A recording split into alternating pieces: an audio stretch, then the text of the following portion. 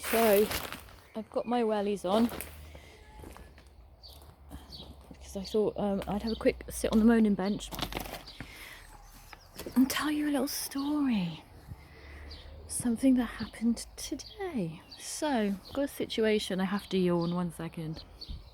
So I've got a situation with a hospital in London happening. Really not a great situation. A number of weeks ago, I ended up speaking to a lady who works in the corporate side of things, and she said a couple of things. I called today to speak to her specifically, and I reminded her of what she had said a few weeks ago, and she denied saying it. See, this has excited the journalist. This has excited the journalist in me. So, she denied saying what she had said. So, I told her, listen, I've recorded the calls. I told her, listen, you're just digging yourself in deeper here. She was really flippant initially because she had said to me on our last conversation, she said to me, oh, I'll take it to the board. I'll mention it to the board, which I found to be a strange thing to say. I've dealt with enough enough NHS institutions to know that the board is a very, very ambiguous and wide thing to say, term, right?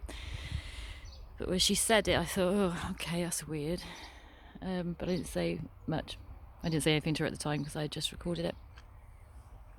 I just sat on it, metaphorically speaking. But today I reminded her of that. I said, look, you admitted knowing X, Y, and Z, and you said X, Y, and Z, and you said, I'll take it to the board. I quoted her, and she said, she got really quite flippant. And she said to me, well, who are the board? I said, well, I don't know, but you said it. And she's like, well, I don't think I said that. And I'm like, well, I can assure you you did, because I recorded the call.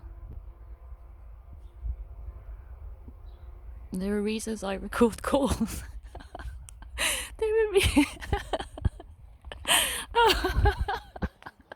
are reasons I record people.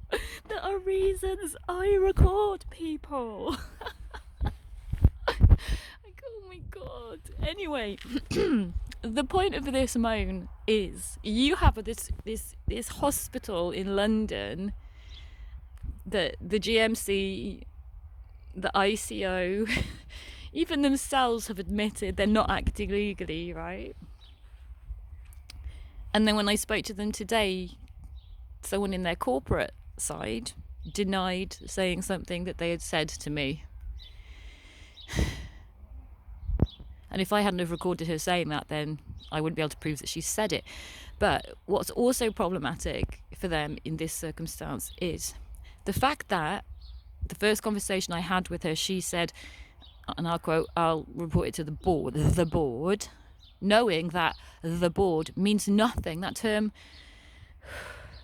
means nothing. She knows that, right? So it goes to show that the attitude was to just fob off this patient, right? Me being what she thought was just some dumb patient, I guess. That's not very good, is it? So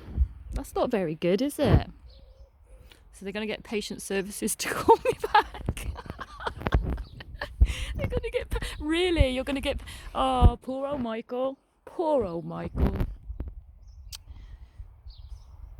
Michael's going to call me back.